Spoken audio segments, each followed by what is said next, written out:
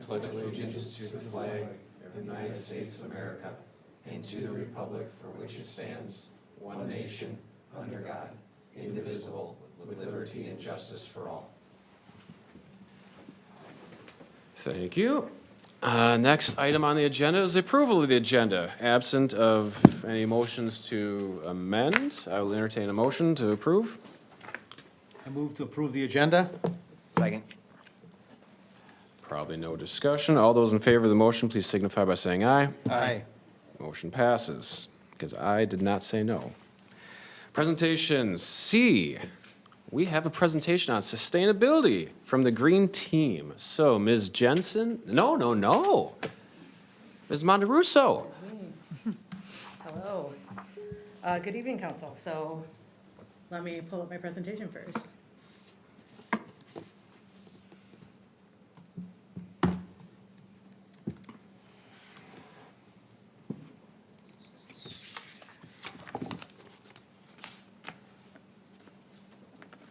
Okay, so tonight the city is receiving an award for participating in the Gold Leaf program with the MPCA. So ahead of receiving our award, you're going to hear a short presentation from Kristin Moroz about both the Gold Leaf program and the Green Step Cities programs. This is meant to be a refresher on the program since the city has been participating for a number of years now, from back when the program first launched. So after that presentation, we can do a quick photo, and then I'll come back up and give some sustainability updates on the work that we're doing, and then I'll let you get back to your scheduled meeting. So with that, I will introduce Kristin Moroz, Director of the Green Steps and Gold Leaf Program with the MPCA. Thanks. Hi, good evening, Council. Excited to be here. I'll get to the presentation momentarily, but I gotta get you through some slides here first, just to give you a little bit of background. A reminder about the Green Step program and how Lake Elmo has been participating in that program over the years. So I will move forward, maybe. Too far. Okay. Minnesota Green Step is a partnership program. I work at the Pollution Control Agency, but we have 8 other partners, both state and non-state, including the League of Minnesota Cities, as key partners in the steering committee of the program.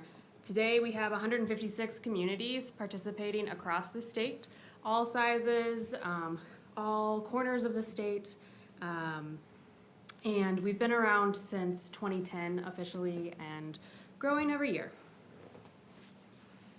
Oh my goodness, very touchy. Okay, so here's where we're at with Lake Elmo, joined in May of 2012. Currently at step 5, and 5 is our highest. We only have 5 steps. Out of all of the best practices in the program, which focus on sustainability very broadly, there's over 180 specific actions in the program. It's really designed to be a menu for cities to utilize as a tool and a resource for taking action, but also reporting actions. So of the 29 best practices, 15 of them have been considered completed, and overall 30 actions have been reported. The graph on the left kind of indicates the breakdown of our 5 categories across sustainability and where folks are, or where the actions are taking place. It looks like it got cut off a little bit, so I apologize, but we certainly have that on the website for you. I mentioned that there's 5 steps to the program, and really it is, the steps kind of indicate a linear process, but really it's more of a continuous improvement process. It is intended to help support growth in sustainability over time. So the first step, you completed back in 2012 by passing a city council resolution.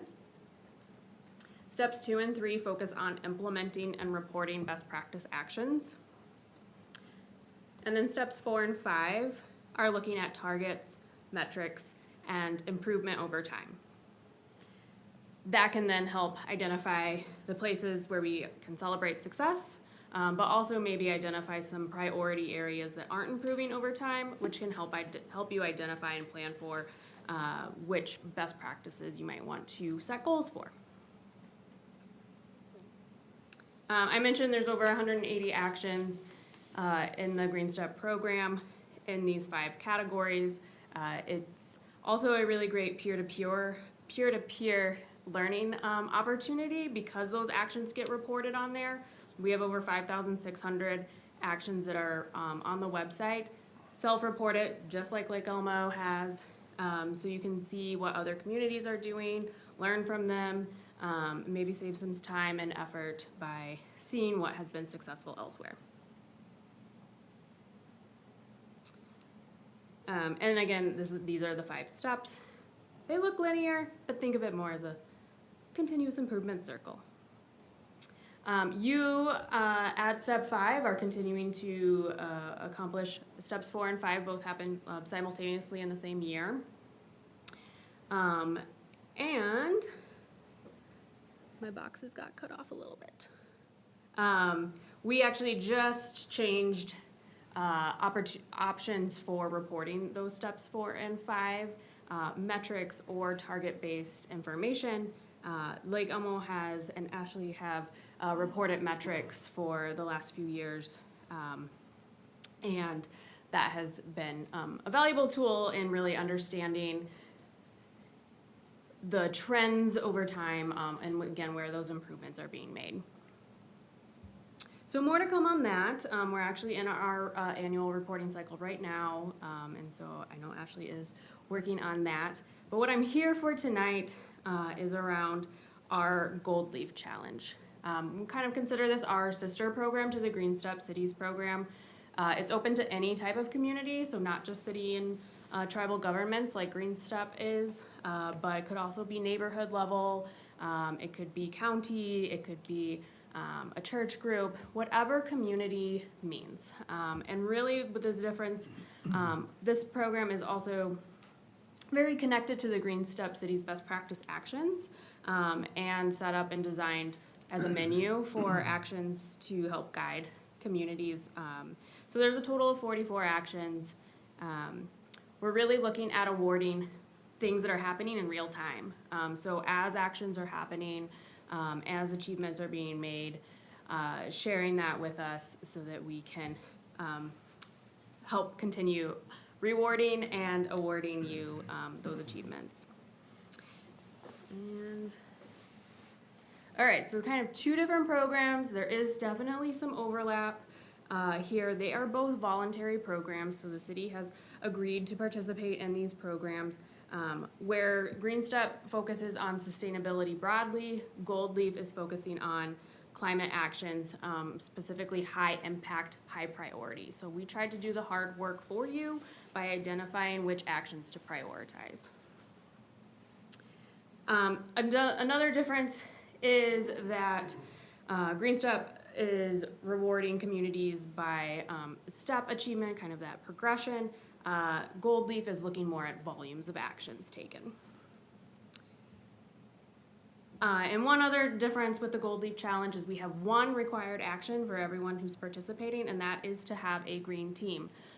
We are really flexible in what that looks like. We know that every city is different, but having some staff, maybe council members, commissioners, maybe community members who are really dedicated to supporting the work and advancement in the programs and taking action over time. We find that communities with a green team that's designated really just has that lasting approach to working on these issues. And then I already mentioned too that we're really emphasizing new actions being taken. So where is Lake Elmo at with this? 2 actions have been reported in 2025, which I'm here presenting tonight. And out of those 44 actions that I mentioned, we have things in 4 categories. We're looking at things like climate mitigation, reducing greenhouse gas emissions. We're looking at climate planning. What are the things that are really going to help prepare the community moving forward? Climate adaptation, so really addressing the impacts that are already being seen, as well as community connectedness, so more of that kind of education outreach opportunity. The 2 that Lake Elmo has reported in 2025 are Action CC1, which is having that combined green team. I mentioned that's the one required action to participate. And so in that report, we know that Lake Elmo has a green team that meets quarterly to discuss ongoing projects related to sustainability and gathering and organizing information to coordinate and align projects across departments, so that internal, interdepartmental staff. And CC8, which is our tree steward community action, the city of Lake Elmo worked with the county to on the tree steward program and coordinated volunteers to attend National Night Out events to engage with residents. And so those are the two actions that I am excited to present with you tonight, and I will show you our award here is a tree, which is very fitting because one of your actions was tree related. And as you take actions, you get a little leaf that you can plop in the top like Plinko and shake it up if you want. And your tree grows over time. So really emphasizing that taking additional actions, maybe as quickly as possible, is really the goal of the program here. So with that, I think we're gonna maybe take a little break and hand it off. Yeah. Okay. So yeah, we could pause if you guys want to take a photo, or we can take it later, and then I can continue to go with the sustainability updates that I have for you. And I should also ask if there were any questions before we pause to do that. Make the call. Let's do it. Okay. Do it.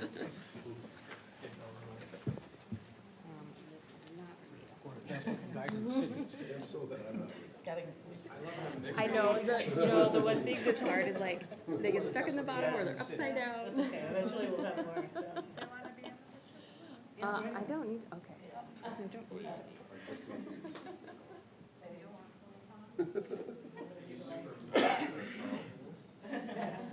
Superimpose Charles in there. Okay, you ready? I'm gonna take a couple. Here we go. Okay, thank you. Thank you. We'll put it in the case up there. Thank you.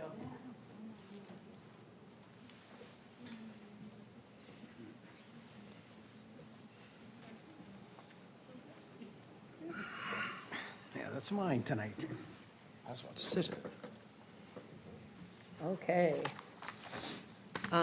So as Kristin laid out, we did start a green team last year, and with that, we want to use this opportunity to share a little bit of what we've been doing the last year.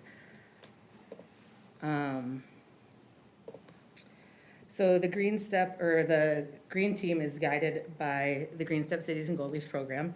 We meet quarterly. We coordinate across departments to identify and document ongoing and new efforts. We have folks from planning, finance, public works, admin, and soon-to-be fire on the team. So by organizing and tracking this work now, we can build a better picture of what the existing processes look like, and then we can achieve more focused goals in the future. So in your packet, you can find this green team work plan, and I won't get into the nitty-gritty of it, but it's broken out into gold leaf goals, green step goals. But big picture, we're aiming to maintain our status as a Step 5 city by continuing to track metrics around building, lighting, transportation, land use, community development, and more. And then we are hoping to also achieve additional gold leaves to put in our new trophy. So now that you have a better idea of what the team looks like, here's a little bit about what we're working on.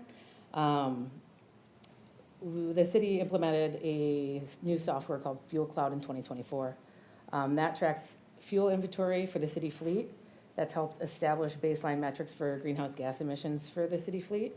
We can also use that data to help make financial decisions in the future if we'd like.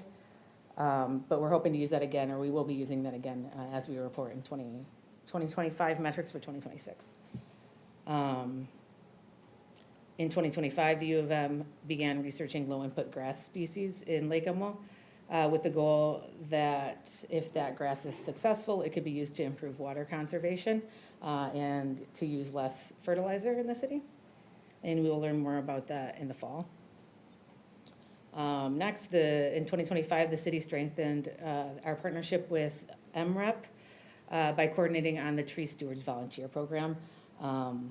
So as Kristin mentioned, we did a volunteer program with them at National Night Out, but we also work with them to prune boulevard trees, and we plan to continue that work in 2026. MREP also has a water stewards program that we hope to coordinate with them on in the fall of 2026. A couple of additional water-related items. The city does a partnership with the Met Council to offer a rebate program for purchases for eligible water-efficient products. The city put out a water report to Lake Elmo residents in 2025, and in that brochure, there's information on watering restrictions, water conservation tips, and the city plans to continue to update and send out these educational materials in 26. Next highlighted is the Washington County Recycling Grant. And the city has received funds in 2025 for improved communication efforts around recycling at the county and the city level, on the website, newsletters, and social media. We also help promote the North Environmental Center in Forest Lake. One of our projects last year was to purchase reusable totes that were made out of recycling materials. In those, we put recycling information in each bag, a Going Green guide, information on composting, and plan to keep using those bags and promotional materials at city events in the future. We also participated in pumpkin composting in 2025, and the city composted the most pumpkins in Washington County, which we thought was a pretty good achievement since we're a smaller city. So that was a fun one. We also applied for funding for the recycling grant in 2026. We plan to continue to collaborate with them on recycling efforts. New project in 26 would be, if we're approved for the funding, would be new recycling bins at city parks, and then potentially some sort of recycling event, maybe a fix-it clinic or some sort of swap to be determined in 2026. Moving on to some tree items. 2025, the city is expected to receive the Tree City USA status once again. I think that would be, I think it's about the 20th year that we've got the Tree City USA. This is a program that recognizes the city for ongoing efforts related to expanding and maintaining the tree canopy. The city distributed 500 trees at Arbor Day giveaway last year. The Arbor Day giveaway this year is on 4/25. The city is also looking to receive a tree growth award in 26 for some of the work that we're doing on the tree fund and the Boulevard Tree Program. The tree fund was established in 2025. That's a dedicated fund to replace trees throughout the city. The primary funding sources will be from fee and lieu tree replacement and individual and business donations. And we are currently piloting the Boulevard Tree Program. This is implemented using the tree fund. The goal of this program is to provide more trees to residents who lack trees in the right of way. So finally, just wanted to note that this came up, I think, recently at a city council meeting. Just wanted to note that the city is updating the comprehensive plan. In the next couple of years with that, local governments are required to plan for climate change as part of their comprehensive plan. The city will begin its work to meet those Met Council requirements in 26 and 27.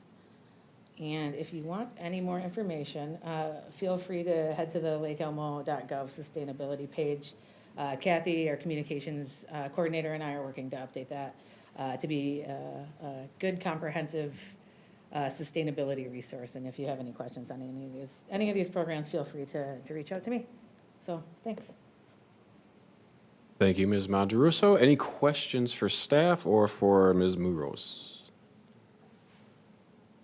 Thank you for your efforts on this. Thank you for putting the team together. And thank you for coming all the way out to Lake Elmo. Hopefully we can have you back for more leaves. Thank you. One leaf a trip every time. That's not allowed. That's not sustainable or good for climate You have to earn a change. certain amount or you don't get any. Do we have any public comments or inquiries for tonight? No. E is approval of minutes. Has everyone had a chance to go through the minutes for February 17? Absent of hearing any changes, I'll entertain a motion. So moved. Support. Motion to what?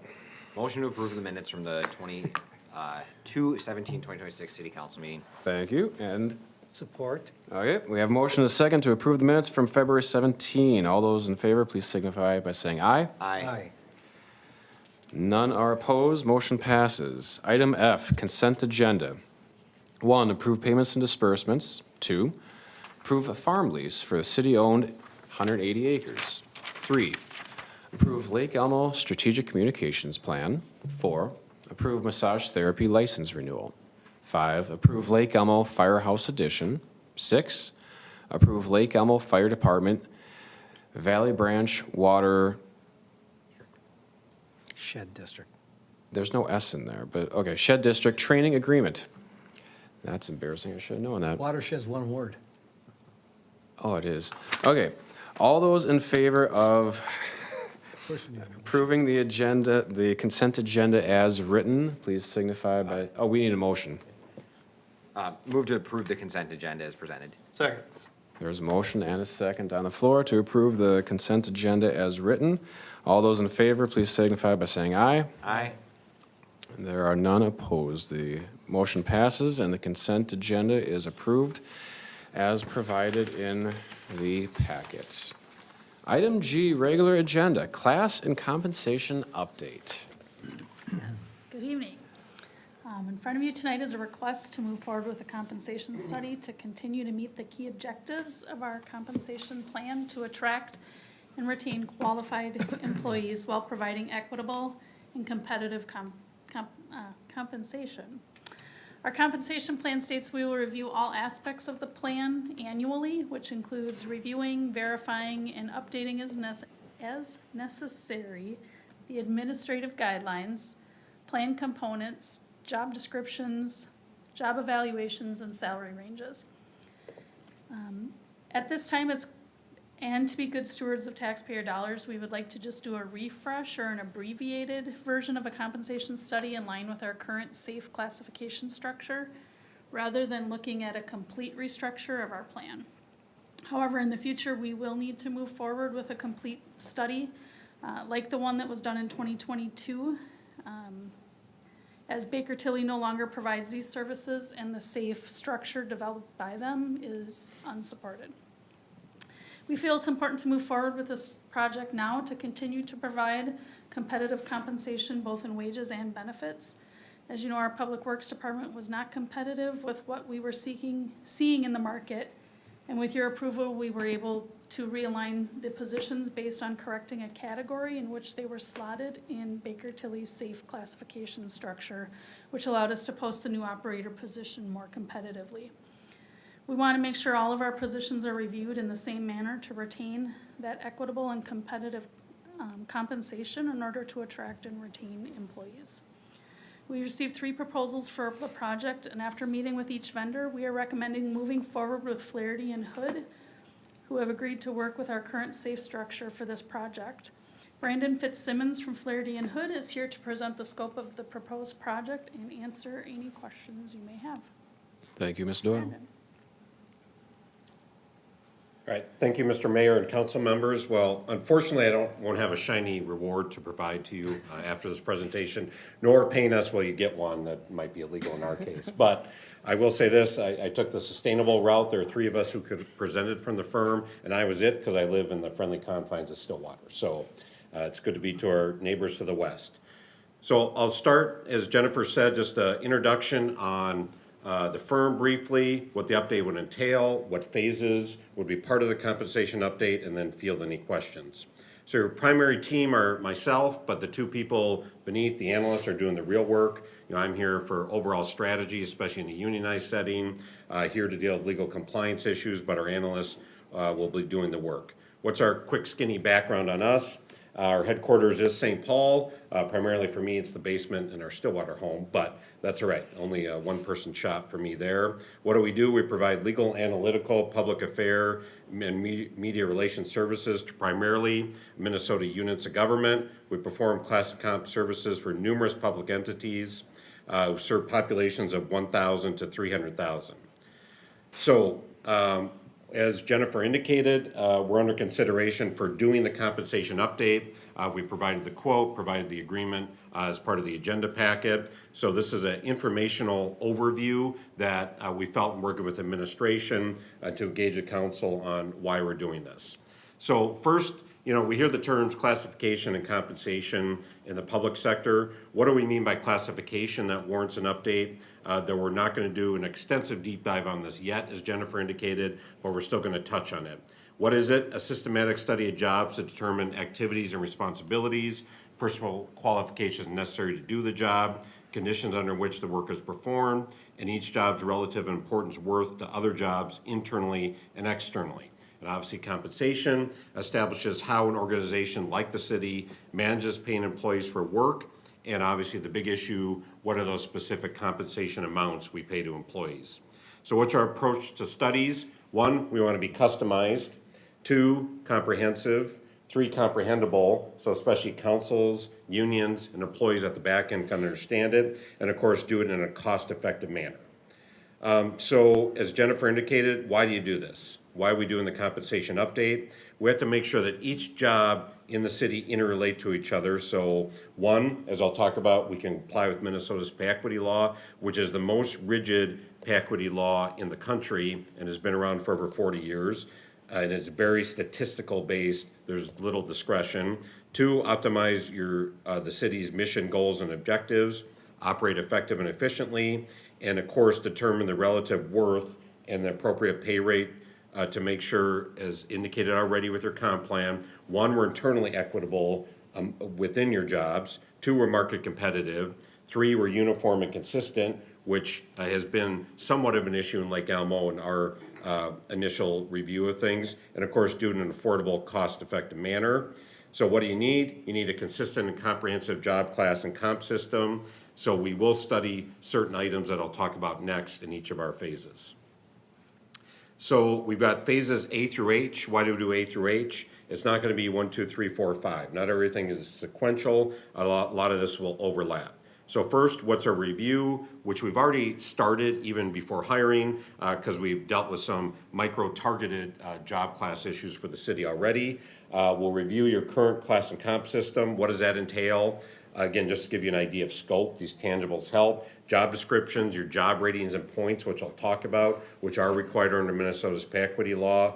Fair Labor Standard Act exempt status can be hourly. Do they have to be can they be salaried, or do they have to be hourly? Your current class and comp structure, your pay equity report, you submit every 3 years to the state, and other governing documents.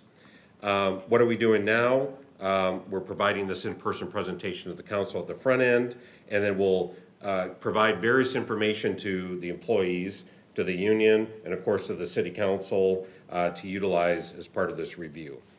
Then we move to phase B, where we start to do job analysis and evaluation updating. What do we do? At the front end, we're going to do a higher level review of your job descriptions. Again, as Jennifer indicated, we're not doing the deep dive and to change all job descriptions in Lake Elmo. That could be forthcoming, but for now, we think your job descriptions are pretty solid from what our review is, an internal discussion with management, but we are going to have to review all of these to help you update what I'll talk about next, points and pay. So what are we going to do? Potentially update job descriptions as needed, which won't be an overhaul yet. 2 is we'll do job evaluation. What is job evaluation? That is required by law, where we have to assign points to each job based on 4 factors. Now, all of us, we have our own system. The SAFE system we'll utilize from Baker Tilly has it, but in sum, the 4 factors the pay equity law in Minnesota says we have to comply with for the public sector. We have to point jobs based on skill, effort, responsibility, and work conditions, and other work-related criteria. So I've already segued a little bit. What are we going to do when we evaluate jobs? It's not just, most of you in the private sector, let's see where the market's at, let's see what we can afford, and let's find a number that's market competitive. Minnesota public sector is a lot more rigid. We have to first focus on the internal equity before we can even get to market. So that's why we have to be so systematic with how we do it for the city. So as indicated already, you utilize what's called the SAFE job eval system. Again, we'll rely on job descriptions, rely on management feedback to determine, in Minnesota's pay equity law, we don't start again with pay or structure, we start with what are the job points, then the job points will steer where pay goes with the market. So that's why we always start our studies with this. So we will be doing, ad hoc as needed targeted updates to job evaluation. Now that word's confusing, but also primarily we just call it job points. Then we get to phase C, which is really the meat of this is the market survey and analysis. So what did we want to do? On one hand, we could do ad hoc. You have your public works position. Let's just, as I call it, sniff around the market. Let's check League of Minnesota City salary survey data. Yeah, that was done, but we felt working with, administration here, we have to be more methodical on this. So not only are we trying to set you up now to figure out are your wages competitive, especially in a growing city like Lake Elmo, we're trying to give you infrastructure with doing the market survey and analysis. So what I mean by that, the first big issue we're gonna do, and we're very statistical and analytical how we do it, but of course you're wonky. Which is establish your market entities and sources. Now we all know who Lake Elmo compared to 10 years ago, you got a completely different, batch of market entities. And primarily when we say market entities, because we're in the public sector, most of your jobs are primarily just public sector jobs, so there's some skill sets that could eke into the private sector. We really focus on cities and looking at, that's really who you need, your main competitor when it comes to recruitment and retention. So that's likely gonna be at the core of who we assess are gonna be your market entities. Now, what do we look at when we try to determine your market entities? We're gonna look at a course population, proximity, just focus on the Twin Cities metro area, focus on median household income, focus on your tax capacity, total tax capacity per capita, which is really, we call it the measure of wealth of cities. So we've got a comprehensive database, the only consultant that really does this, and we just look beyond population, we look at those other factors such as tax capacity or median household income. Then what do we do after we establish your market entities? We determine benchmark jobs to compare. More likely than not, we're not gonna survey all 20 plus of your job classes, because part of that is, now here's why we're more advantageous in the private sector. Anytime we ask the public sector for data, they have to give it. We all know in the private sector it's just tough, because for antitrust issues, that law, for those who are familiar with that, just doesn't apply in the public sector. So we target who your cities are, and we can get good data, and a way to get good data is not overwhelm the survey respondents. So side note, that's why I usually benchmark jobs. Then the third thing we'll do, of course, is draft and submit market surveys to them to see if they have jobs that match up with Lake Elmo. And then to see what is the fourth item, what are we gonna get from the market? Of course, what are their base wages? What are they paying folks? And in the public sector, we're not just looking at what do you pay your administrator today, we're looking at base wages and the structure. Because again, in the public sector, some use it in the private sector, but that is the core that you need, especially to comply with pay equity law. So we'll look at wages and structure, we'll look at health insurance contribution, the second largest part of your personnel budget. 3, we'll look at dental insurance. 4 is callback pay, a big deal in the maintenance world. How are people structuring it? And related to that, on-call pay, what are we paying folks? Paid time off, paid leave, obviously a big deal in the public sector. And related to that, overlapping is vacation. Then, after we compile all that, we'll do our analytical work to come up with comparison data, just to see today in 2026, where does Lake Elmo stack up with the market? So we've done our internal review, we've done the market review, now we get to phase D. We really have to look at both of those, the internal equity part, and the pay structure and schedule, which I'll talk about next. So right now you have a base pay schedule, or some folks will call it the grid. You basically have pay grades. The higher the job point for a job, the higher their pay grade. Then within each pay grade, you have steps. So you move up, not only with, for example, loosely called a COLA, we call it a general wage increase, but you move up from steps on top of that based on your length of service and satisfactory performance. So we're gonna really look at making sure your structure, which we've already found holes in it, is internally equitable. And I'll pause on that. One driver for this, you have some misalignment in that you have some jobs, without your list in front of me, that are higher pointed, but they're maybe lower paid than lower point jobs. I think I flipped that. Lower pointed jobs are paid higher than higher pointed jobs. So you've got some inverse problems with points and pay in positions. So that's something we'll look at, make sure it's of course legally compliant, the pay equity law, externally competitive, again, affordable. Then, once we come up with sort of, all right, what is maybe the utopia structure, then we get to the second bullet point that councils are always intrigued by. All right, we're gonna do it citywide, but what's the impact not only for the city on our budget, and can we afford it? And two is though, what's the impact on individual employees to make sure it's fair and reasonable? So that's really the core, of course, the end product, why you do it. So as a side note, I've already talked about the Minnesota pay equity law requirements. We sort of flipped our slides here, but this shifts from phase D, the structure, to phase E, which is, we'll make sure your structure is compliant with the pay equity law. The recent one you submitted to the state was, but again, we can look at a report like that and again, understand that internally you have some misalignment in comparing positions, which is important. Is that an annual report that we have to submit? No, it's, right now, it's every 3 years. Okay. So you did it in 26 based on 25 wages. Your next report is 29 for 28 wages. So thankfully now, side note, you brought up a good point. Now is the time to do it. What do we usually come in? Or often cities are like, we're out of compliance, help us. At least Lake Elmo, we've got a couple of years here, 2 to 3 years to make sure we're fully. And we were in compliance. shape. You were in compliance, okay. but you had some clear flaws within Okay. it. And side note, that's submitted to the state Minnesota Management and Budget. And side note, if you're out of compliance, they'll force you to get in compliance and they can sanction cities through fines and fees.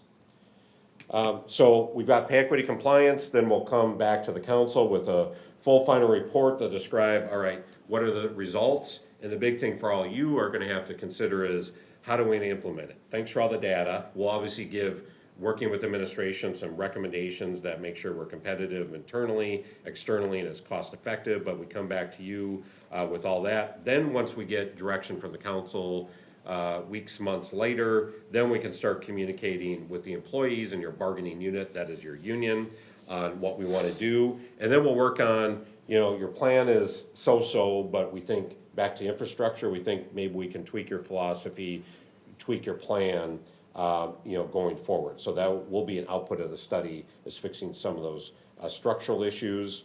Then, of course, we'll work with, related to that, work with administration on, a cheat sheet on, all right, how do we want to implement in the summary form, what's our timeline? And like I said, communicate to the employees and the project team. Then what we'll do is, obviously, we've seen some flaws just with how it's set up, because you basically lost the consultant who set up your system for many cities and they're just not doing it for cities the size of Lake Elmo anymore. We'll do the training and for management, how to maintain it and update it, your job descriptions, your points, your pay structure adjustments, pay structure slotting for employees. And then if employees feel, well, my job title's off, my job description's off, my job points are off, try to fine tune the process that you have for dealing with that in the interim. And then, of course, we're always available to consult as needed for maintenance and updating. So again, what's your action plan tonight? I know it's on the agenda. We've given the quote, we've given the services agreement, and we're just trying to give you an overview. If you do retain us, this will be the scope of the study. So any questions? Yeah, I was just hoping if you could maybe kind of dig into, you mentioned that the report would be customized. I guess I just would like to hear a little bit more about how do you go about customizing it. I know obviously a lot of that benchmark data. Yes. But maybe like an example, like how would it be customized compared to like if Stillwater did this? A city of comparable size, how does it get customized to cities that are comparable? Yeah, so we, for example, done it in Stillwater and Oakdale, so you brought up perfect examples. Bigger animals, and what's a driver for them, for example, they're really law enforcement driven, so law enforcement can drive a lot of their wages. So when we say customize, you're right, we have to start with the micro, which maybe is not different than a Stillwater or Oakdale, is the first thing we do, like I said, the market study, we want to find Lake Elmo specific entities that we should compare to. So again, not only for wages, but we also look at that, structurally, one, what jobs do they have? And two, we look at related to pay, what's their hierarchy? So when we look at the market, if we have positions X, Y, Z, and it's YXZ on pay for Lake Elmo, we can look at the market and try to customize and say, all right, Lake Elmo has a problem with the hierarchy compared to the market. Then what do we mean by customize further? Then what do we do internally? We go, why do we have that misalignment in Lake Elmo to the market? Then we'll start to look at your job evaluation points to see within the SAFE system, for example, how we should maybe reclassify the job title, reclassify the job description, or reclassify the point. So again, whether you're a large or small city, you're right, that's the same comment they'd all get, but I'm telling you how we can get one that fits a city of 15,000 with your tax capacity per capita without a police department, how we're really micro and how we customize it. Okay, thank you.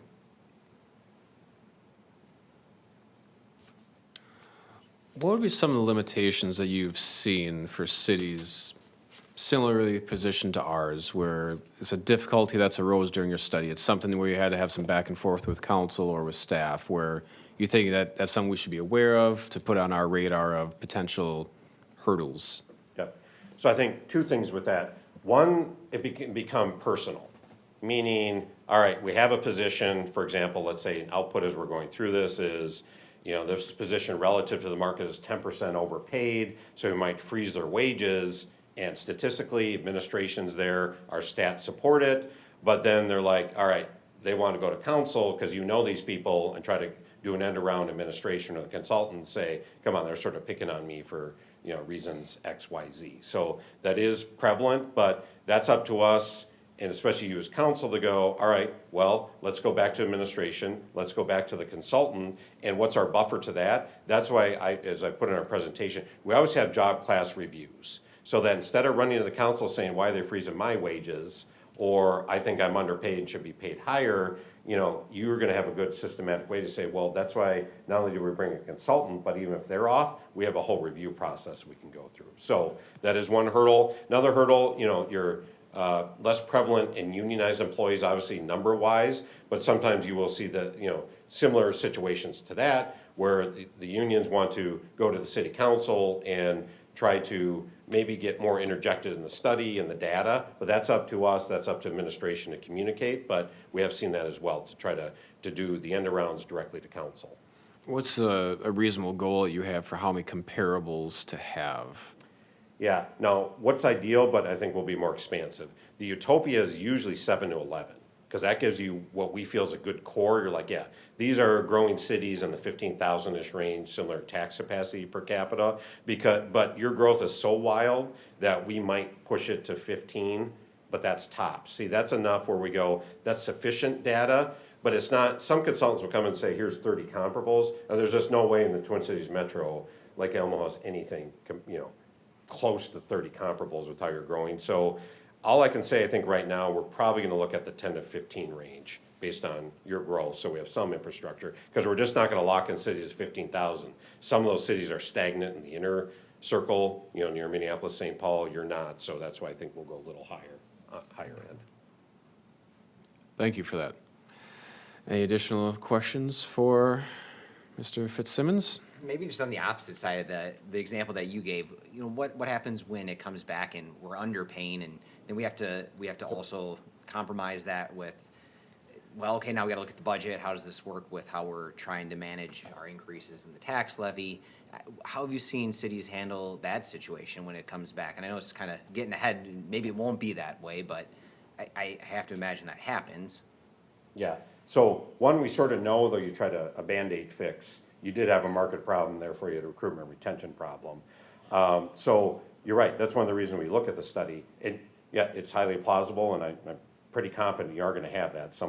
A position, not employee, is gonna be 7, 10, 15% below the market. So now this is gonna be the analytical answer, but it's true. We always go, even if, for example, back to your limitations, employee will say, I'm 15% below market. I mean, this is the example probably should have started with. Give me a 15% bump. But then we're back to this whole presentation. Well, here's what we have to look at, back to your point. Well, we have to first look at internal equity, and it seems like you're sort of aligned correctly internally. Okay, maybe that mitigates, but I get at market you're 15% below, so we may have a recruitment retention problem, so maybe we'll do a fix, but we have to do the fix affordability-wise. So I know that's such an academic answer, but one, that's why you hire us, not only to do that analysis, but we just come off more objective. So when we're talking with you, but back to the affordability end, I mean, I will say this, thankfully, with all the recommendations, we have councils, yeah, on rare occasion will give pushback, but that's why we work with administration. And, I mean, I'm being practical, I haven't done this for 22 years, my view is this, as administrator or lawyers, we're not gonna go to council if we think it's just gonna be shot down right away. So, full circle, before we even get to you on the affordability part, we're spending many hours with Nicole and Jennifer running the numbers to say, all right, internally market, that's good, but is this gonna be cost effective?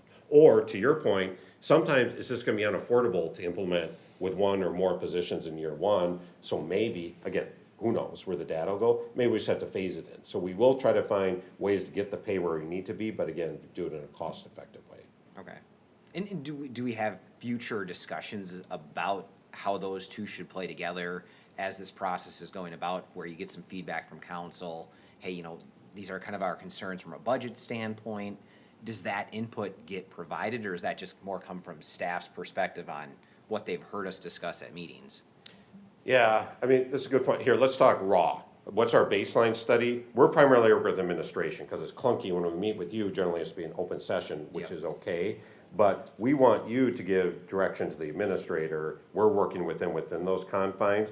And then what's normal, we're working within your general levy and budget confines that the administrator's trying to rely on that, you know, it's starting in July with recommendations coming from us. So with some idea where it'll go. So you're right, full circle, generally, I'll be practical. When did council give input? During the budget levy process, and we come to you with the report. So proactively, in the middle of a study, do we come to the council? No, because I'll be, again, trying to be real practical working with councils. I don't like going to councils with sort of a, oh, halfway, here's what we're kind of sort of thinking. We all know if you say that in the public, oh, you said that back in April, so you're stuck with it. So, but sometimes when council wants to get a little more engaged, we may do, for example, which benefits us, me being a lawyer, I can give a privileged memo to council if we feel updates warranted. But normally it's budget levy and then the final implementation process where council gives formal feedback. All right, thanks for that clarity. Absent of any further questions, if anyone wants to ask a question of staff? Yeah, one with that, so with the 2022 study that we did with Baker Tilly, how often do we feel that that type of study does need to be done? The more comprehensive, Right. 4, 5, 6 years is probably when you really wanna. so since we're kind of coming on that, Right. is there, I guess, why wait now then? Even though I don't know if I want to do the whole thing, I guess why wait at this point if we're doing this study? Yeah, this would tide us over for another couple years. Okay, We just, again, trying to be budget conscious and work with what we have, okay. to kind of keep the. But we should have it on the radar that it's gonna be Right. soon. Correct. Okay.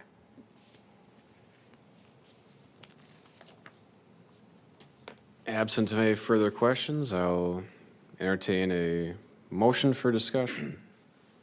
Motion to approve the Flaherty and Hood agreement providing compensation update services.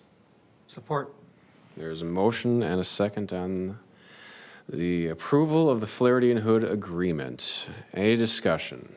Perhaps you could talk a little bit about the benchmark positions. I'm not sure everyone's on board with, you know, what you're exactly describing. Yep. So when it comes to benchmarking, what do?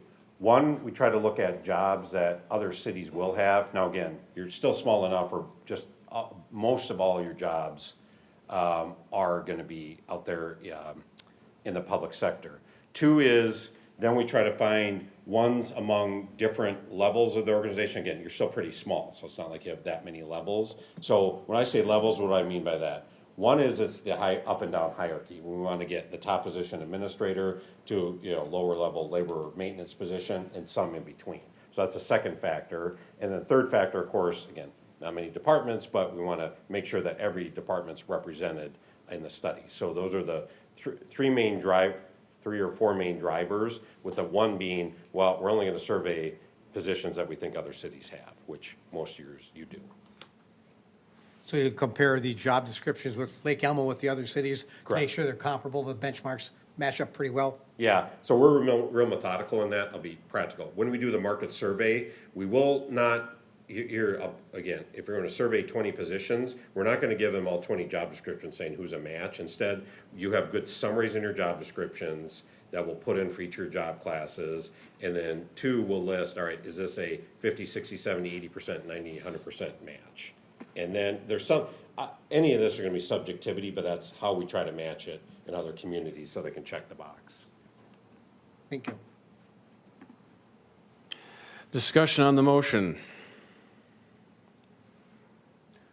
Well, I'll start. I know I had a lot of questions on it, but, you know, I do support this, and, you know, I had some concerns whenever we do studies. I always kind of question what maybe we could be doing a little bit more internally versus externally. I think in a situation where we're talking about compensation, obviously, it's probably best to outsource that so there's no questions about fairness or just the concerns that could arise from that. So I'm completely on board with that. I know the motion is just for the base option, which I'm in favor of. I don't really want to do any of those other options currently. I think, you know, down the road, when we do the full study, we can look at that. But I think for now, this does make sense. I'm assuming it's being brought to us because there's concerns that, you know, maybe we aren't paying at the right amount. And so we do have to be proactive on that versus reactive to make sure we don't have an exodus. Yeah, I would say, I'm on board with this too. I mean, thank you for the presentation. I mean, you were extremely eloquent with explaining this process. The depth of the presentation, all the deliverables that we'll receive too. So I just want to say thank you for putting together a great presentation. Thank you. I'm in favor of it. I mean, in full disclosure, you know, I ran management consulting for Springs, so the SAFE system was, I was especially when we bought the SAFE system from Municipal Advisors Incorporated in Virginia Beach. So very familiar with it. I built the computer models for it. So I want to talk about the benchmark, because I wasn't sure that all the council people understood how you did the benchmarking, which to me is a real critical factor in getting those matchups right. And sometimes we do that turnaround and you know, they're not exactly sure how it goes about. So I apologize. I didn't know what you were going to do, but I want them to know.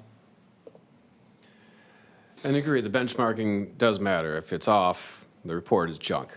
Yeah. And we've had that question before with studies, so it's a very valid question to be raised. I appreciate that you raised it. I support the motion. This is a part of our budget to begin with. I do support the concept to Councilmember Hearn's question, and as you answered, Ms. Doyle, it extends us. It helps to push off that next study. To me, this is a rational use of our limited tax funds, and there's also a need for it. So I think it is appropriately sized and scaled to what our needs are at this time. And I do support it, and I appreciate the presentation. I personally don't have concerns with the presentation. And we've had some bad outcomes previously with other instances dating back. I mean, I'm the oldest one here for the 6 years we've been here, but I won't digress on that. But I expect a quality report, and I look forward to seeing it. I would also comment that I'm familiar with Flaherty and Hood for many years. I was on the executive board for the Coalition of Greater Minnesota States way back. Okay. And so, but I'm familiar with the firm and the good work that you do. I have no qualms about your qualifications and the good work that you've done in the past. And if he did, he would say so. Seeing no further discussion, I'll call a question. All those in favor of the underlying motion, please signify by saying aye. Aye. There are none opposed. The motion passes. Thank you. Thank you for this. Item 2, Stormwater Management Utility Code Review. Ms. Miller.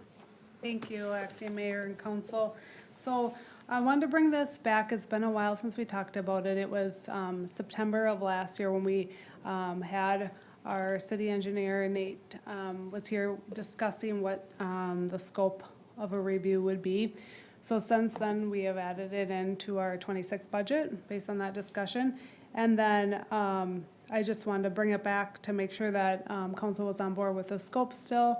And then if there's any questions, Nate is here to answer them, and then we can move forward with it.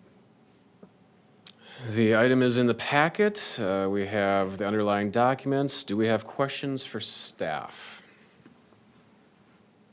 I have comments but not questions. Really? Yeah. No questions? Okay. Do we have any further questions before a motion? As this is something we have discussed, so the public, this is not, we're not just skipping, this is not a new concept for us. Otherwise, I'll entertain a motion. So we can have discussion.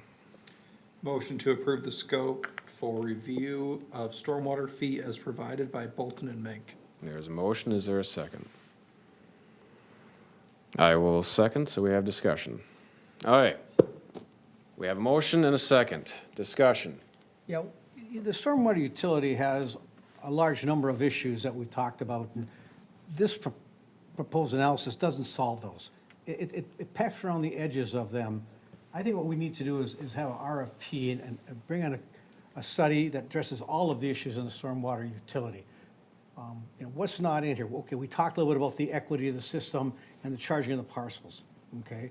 But, we haven't gone into the details. Well, what about the HOAs that have stormwater ponds that they're responsible for the maintenance of, but they pay the same amount as everybody else?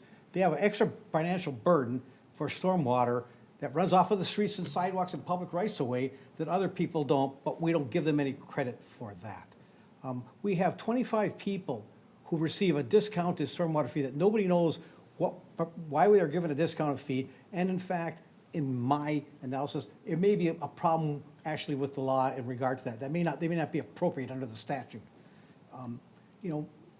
We need to take a look at those other things and get once and all, one time and get the study right. We've had all these discussions about should we fund stormwater utility improvements on the stormwater utility. The ordinance clearly says the fee is supposed to be used for capital improvements, but we haven't traditionally done that. And that pushes the burden to taxpayers instead of ratepayers.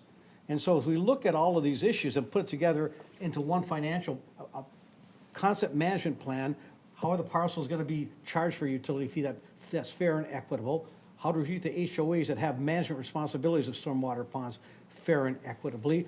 How do we make sure that the discounts we've granted are appropriate? They're granted a long time, but they're appropriate and meet statutory requirements.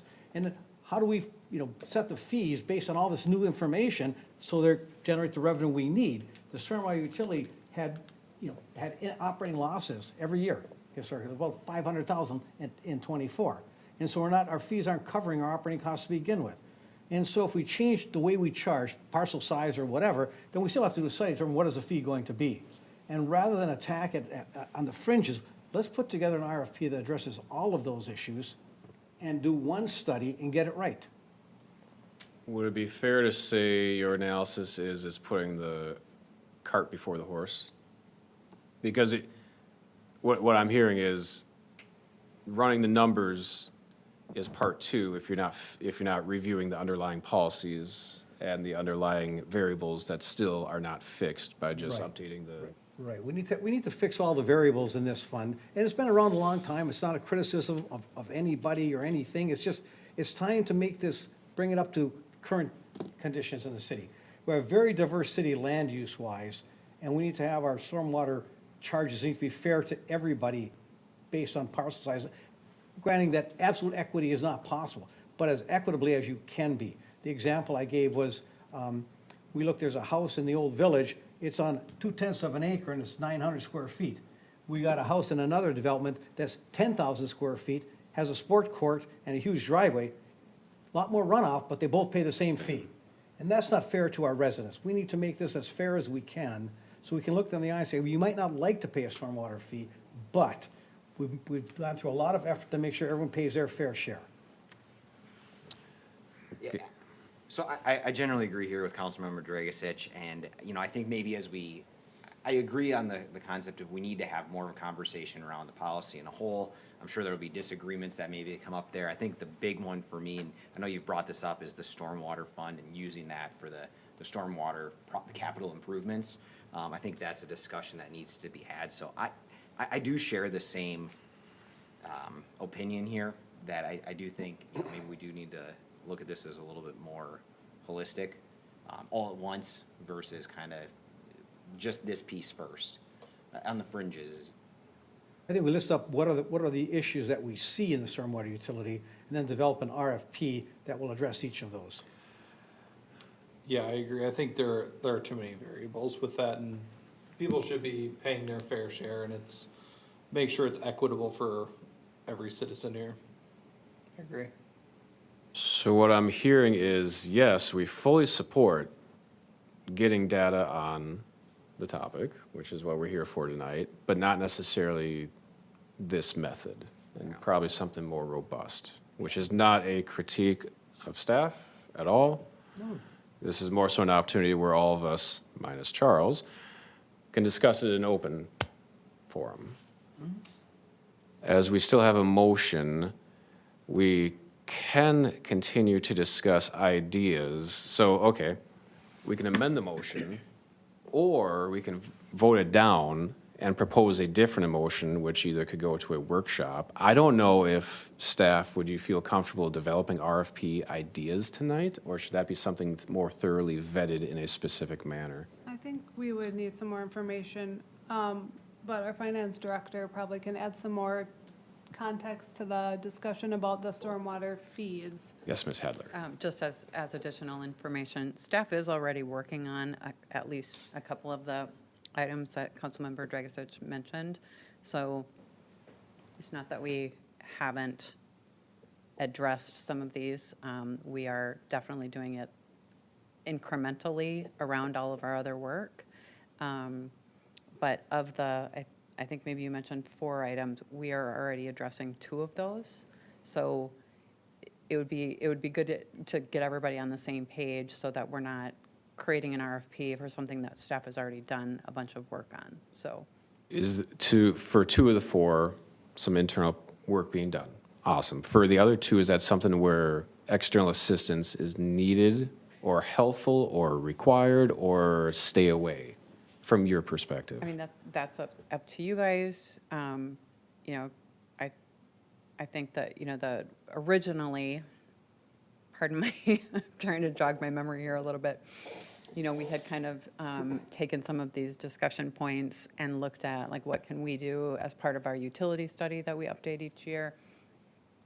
And so that's kind of where we're going into the, can we fund the street projects and to what level, right? So there's additional discussions that need to be had around that. Obviously, we're going to start those next week. And then there was more of the structure of the fees. We're certainly not qualified to do that, and that's why we had brought in Bolton and Make to do that portion. And so it's this, like, I'm not saying don't do an RFP. I'm just saying we have information to share that might lend itself to determining if that's something that you really want to do at this time. What type of timeline do you anticipate for the parts that are being worked on? So we're going to discuss the street issue next week as part of the kind of a preliminary to the rate discussion. So I can just give a kind of an overview on that during the workshop. We had talked about at the last engineering meeting how to address the people that are getting the discount. And so I think we all agree we need to do something with that. It's just a matter of, you know, like, who's going to do it and when, and moving forward. So I think everything's sort of implement over time. And maybe it would be helpful even if we did a little bit more of a better job summarizing our plans and our steps moving forward in a more comprehensive way for your discussion point, and maybe we can touch on that next week. And then that would leave, what were the 2 then that were not, 'cause you did mention 4, right? HOA, The HOA maintenance agreements, and just the equity of the part of the customer charges. Presumably based upon impervious amounts. Yeah. Nate, is that part of what you have in there is the fee calculation methodology? Yeah, so the way the fee's calculated, there's 8 categories right now. And the intent of this review was to take a look at those, and then look at Lake Elmo now and say, okay, are we missing something? You know, are we missing, you know, the one item that came up was, you know, the small lot, large lot. You know what I mean? So right now it just says residential. That's one that I know we would have, you know, looked into and had some recommendations on, you know, things like that. Because at the end, you know, you've got these equations, but then there's the actual, the number that is multiplied by, excuse me, by those equations is what's called in the ordinance a utility charge. And I think that's more what the finance department would look at based on our recommendations for any sort of modifications or additions to the way that those are calculated per land use. Do you feel that those efforts are then indeed focused and would help to tackle the equity based upon impervious issue? Well, I do, but I have no problem taking another step back here and circling the wagons based on this discussion tonight. You know, it's right now it's, you know, the exercise I've got kind of, you know, budgeted in, like I've spoken with my water resources staff about this. The scope is very clear. It does not include some things that were asked about tonight, such as the credits. So this was just initially to get us going on what are those gaps in land uses that we're not covering. Are there some things here that are outdated that need to be updated? You know, looking at what other communities are doing with their calculation methodology, and then, you know, looking at Lake Elmo and how those we might be able to pick some of those and plug them in here appropriately and tailor to the community. You know, so it's we can wait. I was just bringing it, you know, like Administrator Miller said, you know, we talked about this darn near 6 months ago now, you know what I mean? So we just don't want it to languish if council wants to move forward. But we can certainly And wait. we did talk about, as you're gathering the data for this, to look at how other cities do their appeal process. Yep. And then, of course, we would work with Sarah to make sure it's legally sound, getting rid of the income-based credits, right? And then probably implementing maybe annual review of the discount if folks have them. So we're re-looking at them as well. And there's some other creative areas we could look at too. You know, I was at an educational seminar, believe it or not. And one of the things that was discussed was, you know, the largest runoff area in the city are the streets. And there are cities now that include the impervious area streets in their impervious area calculation, and they charge that back to the properties based on the Institute of Traffic Engineers trip generation manual. Why? Because you put in a big commercial development, you had turn lanes, you know, on both sides, you increase the street width, and it generates a lot more runoff. And so, you know, a resident has, I think it's 10 trips per day, if I remember right, 8 or 10. 8 to 10. Okay, and so you get Hy-Vee, and they could have 3,000 trips per day. And you widen out all the streets, create a lot more impervious area, but you pass those costs on to the homeowners. So if you include the streets in there and have a charge basis, it would be on general land use, it wouldn't be on a parcel specific perhaps, but you would set it up so the fee, you know, and considers the fact that, you know, some developments create a lot more demand for a lot more runoff than others based on their traffic demands.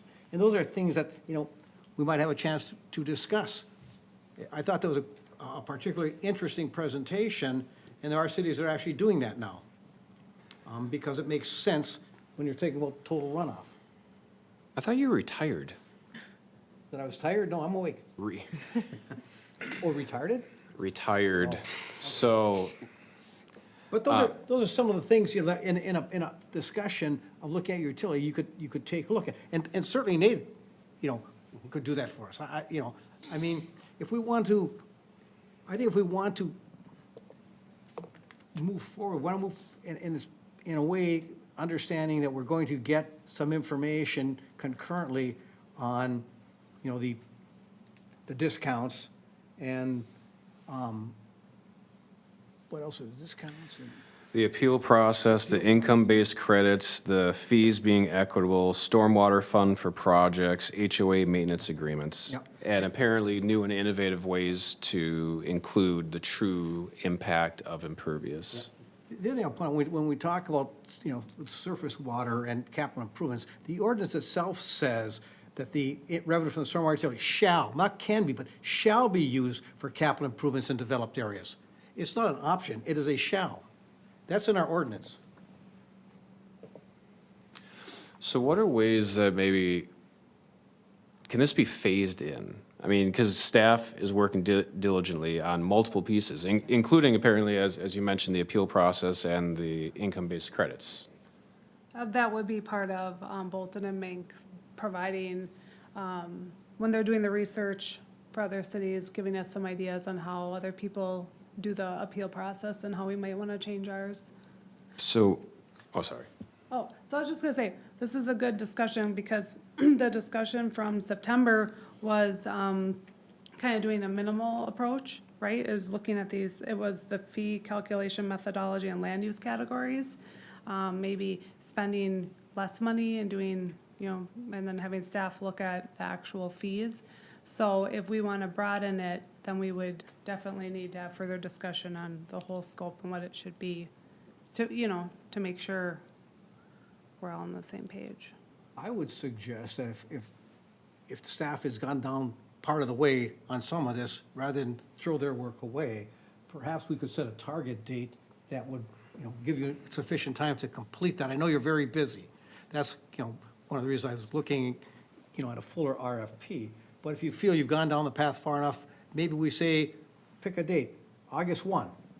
Something, maybe we come back at our workshop next week and kind of get a sense of what will be the timing for staff to complete those pieces that you could complete in-house, the fee credits or discounts, the appeal process, you know. Well, that was gonna be done by Bolton and Mink when he does all the other research. That was added into the scope for no additional cost. Okay. Just so nice since of you. he's looking at other cities' structures, then he could provide some information on the appeal process as well. Am I speaking correctly, Nate? Yeah, that's correct. Okay. Yeah, it was, that part of it for us would just be gathering data mostly and synthesizing it. It wasn't gonna be a very large task. So potentially from, because I'm seeing this from a phasing in approach, like there's multiple moving parts, make sure that it's properly phased in so that things that are needed earlier on don't occur later on. Is it an issue for what is currently in the Bolton and Mink thing to happen now while concurrently the work is continuing to be done within finance? Is that an issue in terms of impacting potential policy decisions and recommendations later on? I don't think so. I don't think so either. And of all the listed items, it sounds like maybe the HOA maintenance agreements is the only one that's not necessarily a part of any of this activity, is what I'm hearing. And So just to clarify, so Councilmember Dragicich's comments about like the, you know, equating traffic or trip generation to impervious surfaces and those impervious surfaces being then, you know, parsed out to those trip generators, that was not part of what we were doing, you know? yes, Yeah. I agree with that. Right. I didn't read the internet, and I was going to comment on Oh, that, yeah.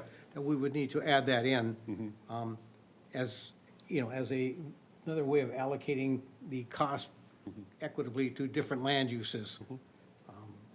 That was clearly not in his fee. I mean, I certainly would be open to just coming back at our next full council meeting with that slight, whatever that additional potential cost is for the HOA maintenance agreements and innovative solution math stuff that Nick offered. But it seems like, I mean, this is a collaborative effort of combining internal resources with external resources to try to still phase it and time it to get to that end goal, is what I'm hearing. The other thing I would suggest that we ask Nate to do then is to take a look at, we have these HOA stormwater ponds.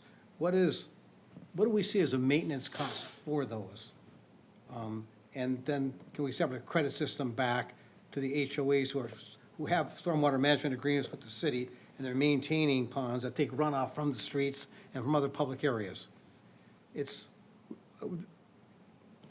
a long-term cost to that. At some point, it gets hugely expensive when they get full of sediment. But, I mean, there's a way to figure that out. There are cities who have gone in the last 10 years and have had to clean out those ponds, and they're 30 years old or whatever. There's a way to come back to on an average annual basis. This is what the cost, that burden has been imposed. And we could figure out a credit system for that, if you're comfortable adding that in. Well, yeah, we certainly can. I'm going to have to circle back with my staff, though, Yes. and do some additional research here. Yep. Because that could be a little more of a heavier lift. I'd be curious to see if other communities have gone on a path like that. I'm not aware of it, you know.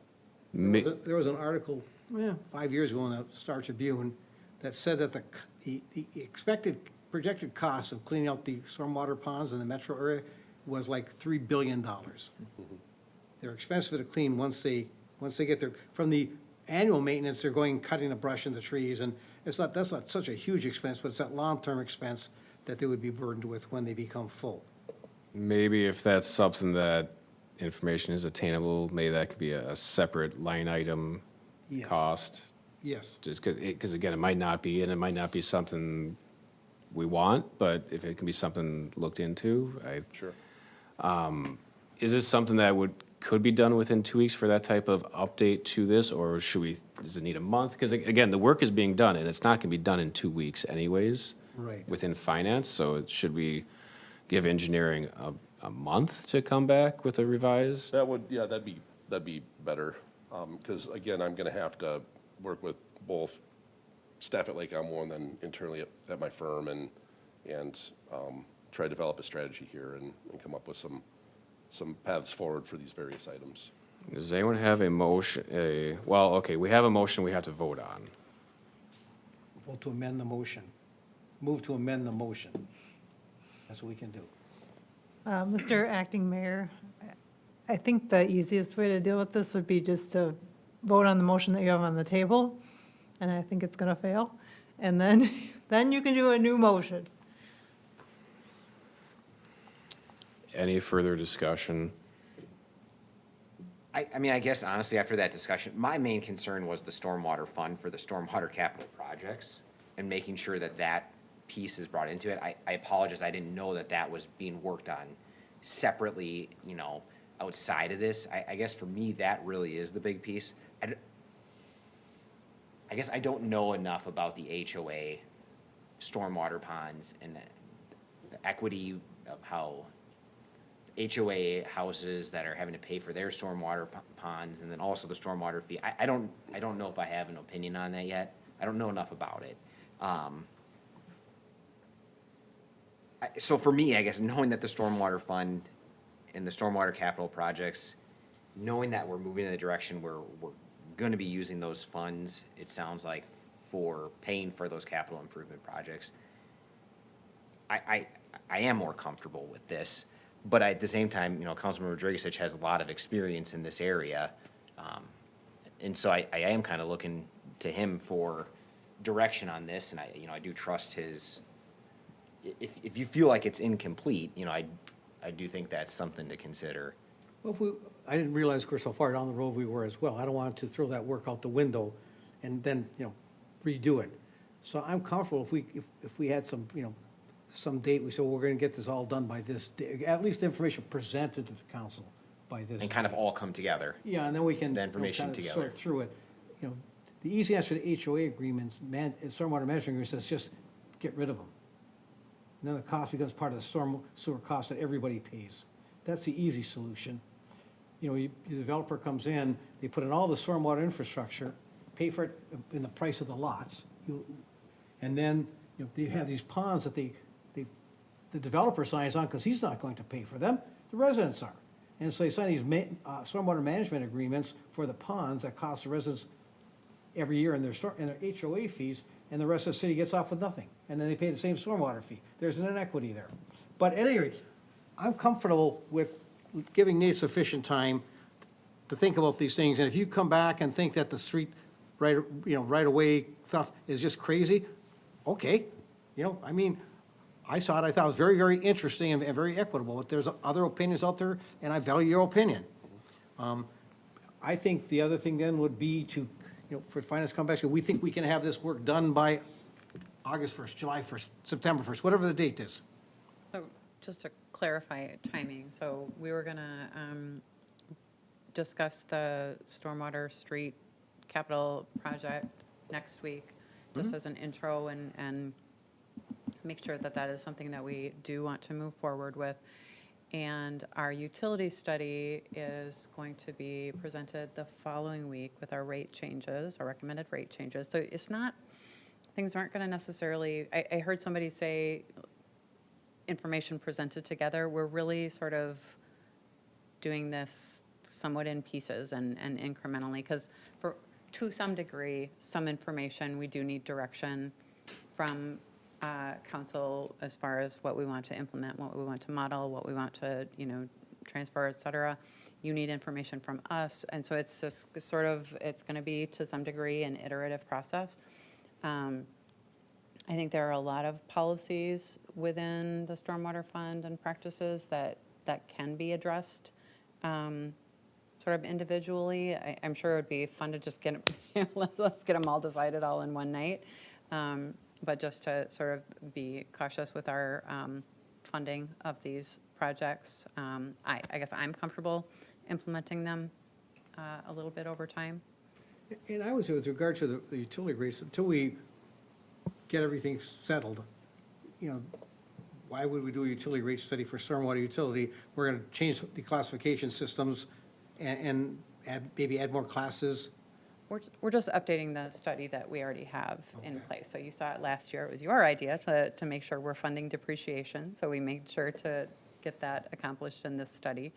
And so this is this like, again, this iterative process. We go through this every year. We're gonna project out our utility funds for 10 years. We're gonna take a look at it every year and make sure that our assumptions are still holding. We're gonna take a look at cash. So our recommendations for water and sewer might not have changed since we saw it last year. Our recommendation for stormwater has definitely changed. So we're going to address it this year. We're also going to address it next year. So I was saying we're going to adjust we're going to adjust the rates when we reclassify the system. We're going to have new rate structure, and so we may have to update the rate study at that point. Exactly. Yeah. We will be Okay. updating the rate study annually. So Well, but I mean, if we get this done in September, maybe we just, now instead of having 10 classes, we have OPIC 6. Now we have to set what are the rates for the 6 classes to generate the revenue that we need. sure. Is that something timing-wise we can do? I would have to kind of take a look at our workload. Fall is often busy with budgets, but we can certainly try. Just making my hearing right, so you still think we should wait, do a more comprehensive study to understand how we should be charging, and then once we have more of that information, then we look at how the fee classifications are being set? I guess I wasn't fully. We can kind of do this based on the information we have this evening. If we take a look at the fee classifications, the charge system, what parcels are in there and what we're charging for and all that, once we get done, if the council agrees that's the charge system we should use, then we're going to have to back our way through and say, what are the fees we have to charge in each classification to generate the revenue we need? My concern was, I didn't want the staff to have to do 2 rate studies in 1 year. But I think just moving it forward, based on where we're at today, I think the process we're talking about will get us where we need to be in the next 120 days, 150 days. With what we have here? No, with what we talked about this evening. With a modified, modified. you know, Modified, And understanding that, Clarissa's staff is working on some of those other pieces that we mentioned. Okay. And I think probably the only thing I'm a little bit confused about is, we talk about the policy for finance capital improvements. We have an ordinance that says it shall be. If the policy contradicts that, the ordinance wins. You can't have a policy that's contrary to your ordinance. am I correct in presuming the underlying topic is going to be the cost to do so and how we pay for that, Correct. since we don't currently? Timing and equity. Gotcha. So I would say we can vote this current motion down if we choose and adopt a new motion asking, staff to continue the work that they're doing on the reduced fees and reduced fees and. Stormwater fund for projects, which is next week. And then ask Nate to come back with a proposal, address these other issues, because it was never my intent to throw, well, you said that in your proposal, Nate, and we want to be fair with you as well. Right. And you have a lot of good staff at, Bolton and Mink that will give some thought to that, and they may say, wow, that's a really great idea, or they may say, that's the dumbest idea I ever heard. But we can have a discussion about it. Okay. I will call the question. All those in favor of the underlying motion, please signify by saying aye. All those opposed? Aye. Either word works. Yeah. Motion fails. Is there another motion on the table? I will make a motion to undertake a review of our stormwater utility. First, to look at the charge system and to make sure it's fair and equitable and that it passes the costs on to each classification of property the the most fair way, and ask Bolton and Mink to provide us with a proposal to do that. I would suggest, also then ask that the finance department continue its work on the fees and the Funding of projects. financing of projects and the appeals process. And income-based credits.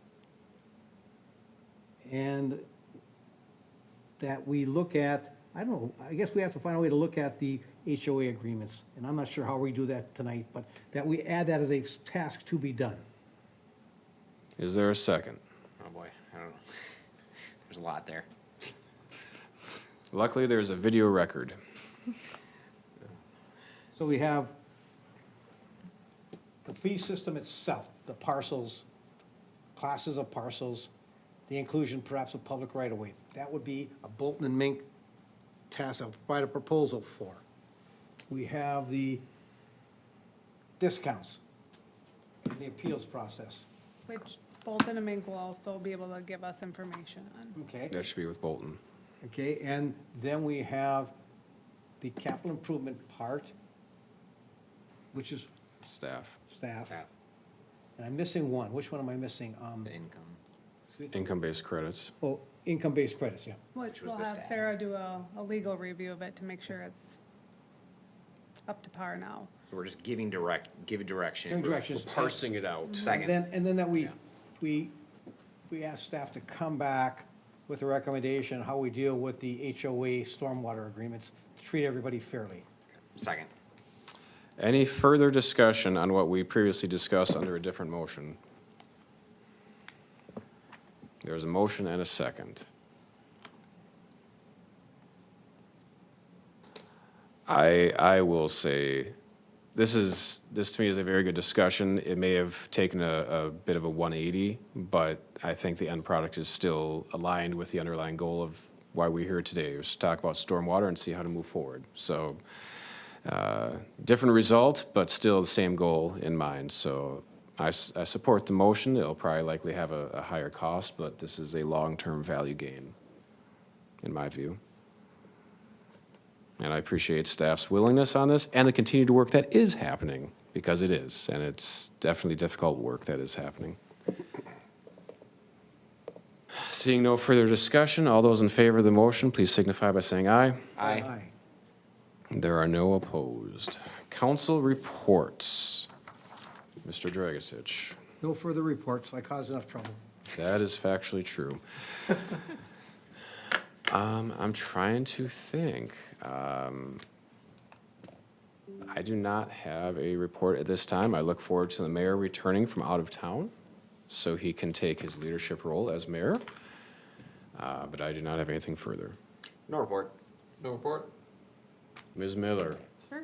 Later this month, we'll be having our annual employee recognition, and the mayor has volunteered to come say a few words, so thank you for all of you considering it, but we do have one already.